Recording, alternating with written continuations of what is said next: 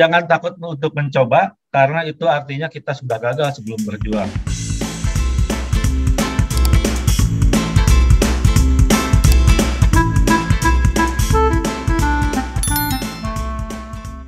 Ya, selamat siang sahabat literasi, salam sehat, salam semangat. Terima kasih untuk tetap stay tune di podcast Literasi dan Komunikasi. Satu podcast yang mencoba bercerita tentang perjuangan anak-anak negeri dalam menyelesaikan studi mereka di berbagai kampus dunia, termasuk juga bahasan-bahasan tentang buku, sekolah, pendidikan, dan seterusnya. Dan yang terakhir adalah pembahasan tentang komunikasi.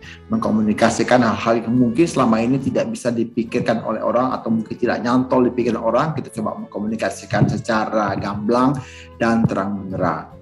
Ya, kali ini kita akan berbicara dengan sahabat saya, Bapak Victor Pirbana. Beliau ini seorang yang saat ini sedang bertarung, ya, mungkin sedang berdarah-darah kali. Kita tanya aja langsung, kenapa dia berdarah-darah? Ya, pasti bukan karena kecelakaan, tapi memang ini berdarah-darah intelektual, begitu. Ya, kita sapa ya. Selamat siang Pak Victor, apa kabar? Selamat siang Mas Raja. Ya, baik Mas Raja. Ya, Pak Victor ada di mana posisi? Di Belanda kah atau di Indonesia atau di mana? Sekarang lagi di Indonesia Mas Raja, di Bandung. Oh, di Bandung. Oh, kumaha Ya, mana? Damang. di Bandung. Kumaha Damang?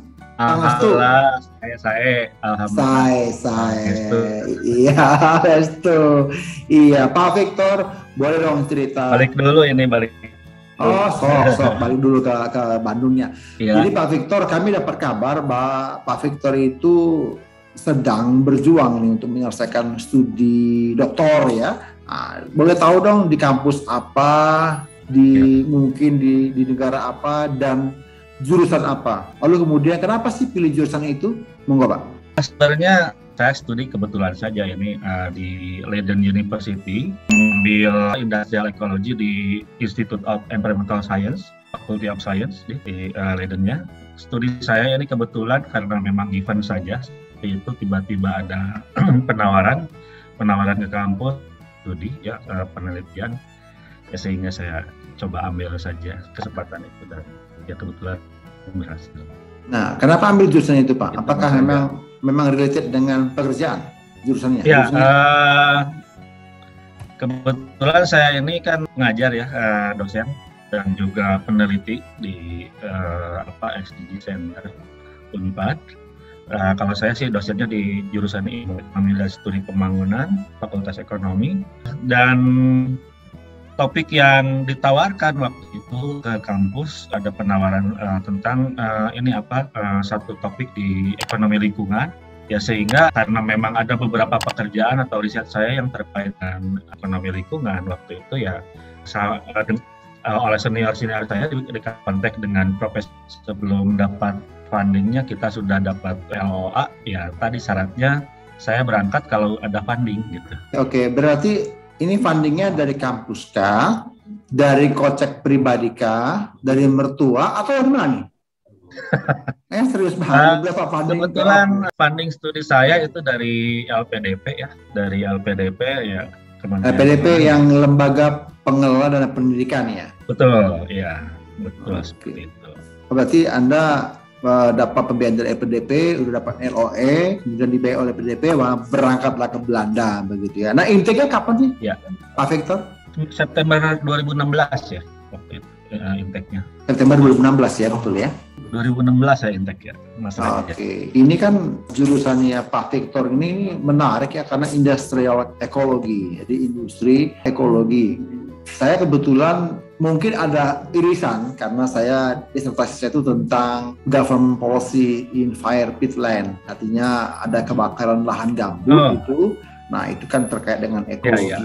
Ya, ada mungkin ya Betty lah, bukan Betty ya, kalau Betty itu kan mungkin hampir dekat, tapi artinya ada irisan mungkin sedikit tentang ekologinya lah, gambutnya gitu. Nah, yang Pak Victor teliti apa ya dari sisi industrial ekologi, aku dikaitkan dengan fakultas ekonomi yang Anda ampuh. Jadi saya membuat satu Mas Raja, melengkapi neraca ekonomi dan lingkungan, ya, sistem neraca dan ekonomi lingkungan Indonesia yang dipublish oleh Badan Pusat Statistik. Hanya saja di sana mungkin saya melengkapi dari sisi detilasi biaya lingkungan. Jadi dampak aktivitas ekonomi itu kan tidak hanya menghasilkan output berupa barang atau jasa, tapi juga keluarannya ada yang lain, misalkan berupa limbah, polusi. Tadi juga Mas Raja bilang tentang kebakaran di lahan gambut dan lain sebagainya, itu juga salah satu biaya lingkungan yang dihitung gitu ya. Harus dihitung berapa sih sebenarnya kerugian dari adanya aktivitas ekonomi yang memiliki dampak terhadap kualitas lingkungan, dampak terhadap misalkan kesehatan masyarakat, dan itu didetailkan berdasarkan sektor-sektor sektor ekonomi yang sangat detail gitu, seperti itu Mas Raja. Nah, kalau kita terapkan itu di Indonesia ya, seperti apa kira-kira bisa kita lakukan? Artinya kan Indonesia kan punya banyak ekologi ya yang bisa dihitung atau diinventarisasi secara masif begitu. Nah, kira-kira seperti apa kita bisa terapkan itu penghitungan tadi dan kemudian dampaknya apa buat Indonesia kalau itu diterapkan? Ya, sebenarnya ada beberapa hal yang aplikatif bisa kita terapkan Mas Raja. Pertama, Indonesia juga kan dengan yang Paris Agreement ya tentang greenhouse gases gitu ya. Jadi dengan adanya pengukuran biaya lingkungan tadi atau environmental cost tadi, bisa mengukur sejauh mana kita berhasil atau tidak dalam memitigasi pencemaran gitu. Lalu yang adalah misal seperti yang ramai sekarang dibicarakan menjadi topik di pemerintahan tentang pelarangan ekspor biji nikel gitu ya. Lalu ada implikasi yang lain bahwa pemerintah kita ya, negara kita ingin menjadi salah satu pemain electric vehicle battery ya, baterai untuk kendaraan listrik ya, bermotor listrik, dan juga bahkan mungkin jadi pemain utama dalam hal produksi kendaraan listrik itu sendiri gitu ya. Karena kita memiliki cadangan nikel yang paling besar sedunia gitu. Cadangan nikel yang paling besar sedunia, terbesar sedunia, yang merupakan salah satu bahan baku utama dalam pembuatan baterai untuk kendaraan dunia sekarang ini. Dan tren nanti ke depan adalah kendaraan ini akan bergeser dari yang memakai fossil fuel ya ke listrik tadi, kendaraan yang berbasis listrik. Nah, hanya saja pemerintah kan sebenarnya selain ingin memiliki dampak positif dari adanya aktivitas tadi, ini ada sebenarnya konsekuensinya terhadap lingkungan. Pemerintah di sini pencanangannya adalah salah satunya untuk mengurangi emisi atau udara yang terjadi karena transportasi ya, alat transportasi. Tapi ternyata beberapa riset mengatakan bahwa justru ini belum tentu bisa mengurangi emisi, bahkan bisa bertambah emisinya. Kenapa? Tadi si nikel tadi yang asalnya diekspor keluar harus diolah dalam negeri dalam smelter yang diwajibkan oleh pemerintah, sehingga apa? Si polusi atau misalkan luaran tadi yang selain satu produk yang menjadi bahan baku untuk industri kendaraan baterai untuk baterai tadi gitu ya. Itu limbahnya itu rencananya akan dibuang ke laut seperti itu. Dan itu akan berdampak. Waduh. Nah, jadi artinya sudah terasa sekarang sama. Artinya tadinya berharap bisa diminimalisasi pencemaran lingkungan, tapi sekarang ternyata malah melebar karena dibuang ke laut ya. Waduh. Iya. Itu yang pertama itu dari sisi pengolahan nikelnya. Yang kedua dari sisi industri baterainya sendiri dan industri kendaraan listriknya sendiri juga itu akan menghasilkan emisi juga, menghasilkan polusi juga gitu. Lalu yang lain apa? Indonesia itu tidak seperti misalkan negara seperti Malaysia, Thailand, dan Vietnam yang juga dalam salah satu studi dari ERIA ya menyebutkan bahwa atau pergeseran produksi dari kendaraan yang berbasis fossil fuel ke kendaraan listrik itu berdampak positif terhadap perekonomian, dan juga dia bisa menurunkan secara signifikan emisi yang terjadi ya, polusi udara yang terjadi di Thailand, Vietnam, dan Malaysia. Sementara di Indonesia sebaliknya. Ternyata polusi udara tadi. Karena apa? Karena energi mix kita yang lebih berbasis kepada misalkan batu bara, misalkan elektrifikasinya, itu yang justru juga akan menimbulkan atau mengenerate emisi yang besar gitu.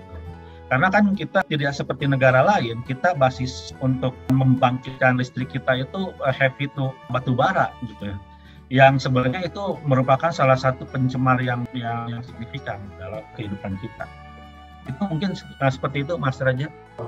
Wah, mengerikan juga dong ya, karena kan di sisi lain pemerintah sebenarnya pengen mengurangi ya, secara kasat mata mungkin pemerintah ingin mengurangi dampak pencemaran lingkungan. Lalu dimunculkanlah ide untuk tadi penggunaan nikel gitu ya di refinery, kemudian ada pembentukan dari smelter, dibikin juga peraturannya toh, nggak boleh langsung jual bahan mentah. Ya, apa pesan Pak Victor buat sahabat literasi yang ingin meniru langkahnya Pak Victor, berhasil dapat beasiswa dan studi ke kampus yang memang mereka impikan, pada akhirnya bisa selesai studinya.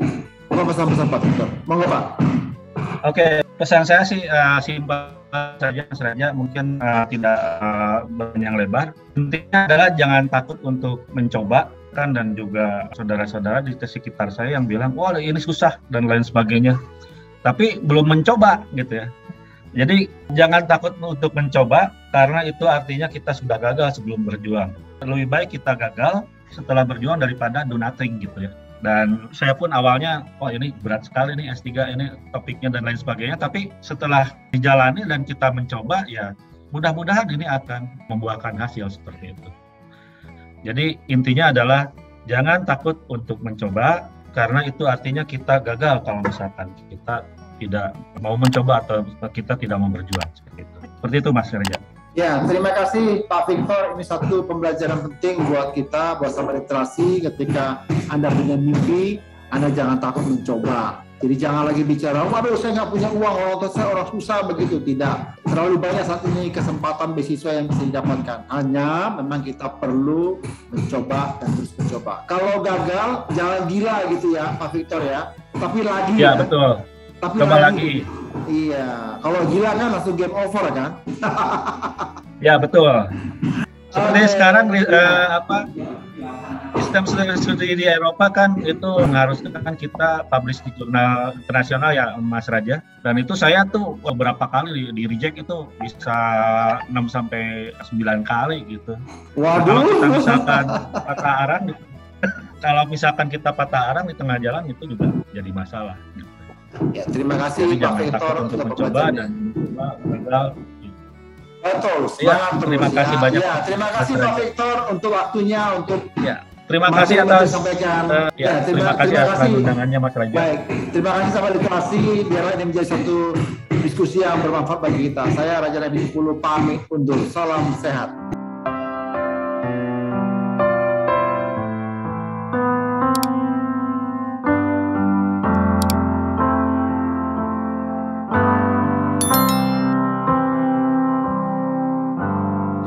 Another summer day is come, gone away. In Paris or Rome,